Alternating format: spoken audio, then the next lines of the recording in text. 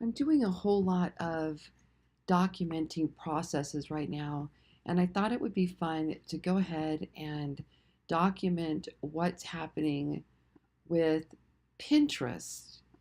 So, this is a brand new adventure for me getting into Pinterest. And I actually started looking at it as a target for affiliate marketing. Now, I've been on Pinterest for years. I've been feeding pins from YouTube and from my website. And it's funny because I've never even gone back and looked, and it's really quite terrible. No strategy, just blind feeding, and over time, it's obviously become almost impossible. So now I went ahead this last week, and set up a keto diet and keto recipes board. And I sat and watched like 5 videos on how to use Pinterest, how to SEO, the pins, how to build followers, and I've started following all of these concepts. All right. So, what I wanted to show you today is that yesterday I had 0 followers. I had 0 followers yesterday. Now, today I have 14.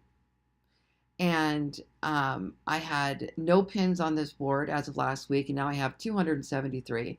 So I have just begun this journey.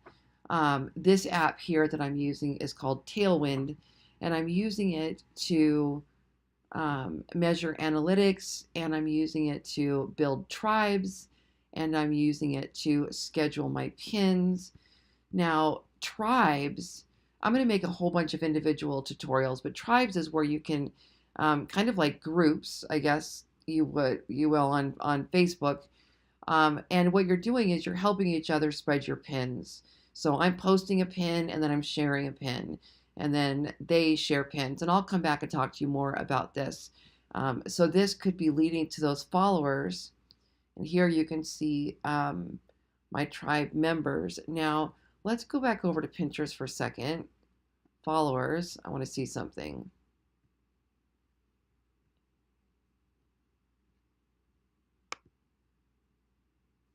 Okay, so yeah, it looks like, yeah, I got some new followers in there, and I'm going to have to look, but I have a feeling they're coming from that tribe. These other ones, I followed them first, and they're following back, which is one of the strategies. Another strategy is to build a bunch of boards that are related to the keto diet, but are more laser targeted categories. Just like SEO on Google, if we try to rank for the head terms, the most popular terms, the odds that we're going to rank for those are much slimmer because they have a much higher barrier of entry. Where if we drill down, like here, keto smoothie recipes, keto fat bombs, keto sweeteners, those are going to be more like those long tail keywords that are more laser focused and less competitive. The more niche we can go, the more laser targeted we can go, the more likely we are to start ranking. So I'm not expecting that any of these are ranking just as of yet. We got to give it some time to build up, and that's what I'm working on. So I just kind of wanted to pop in here and show the starting point for today. So I have 12 boards. I have 461 monthly viewers. This is the last week of December, just about. And according to Tailwind here, I had, what did I just say? I had 16 followers, 461 monthly viewers, and 16 followers, and no rankings as of yet. So follow me on this journey as I work to rank and generate traffic from Pinterest. I'll show you one more thing.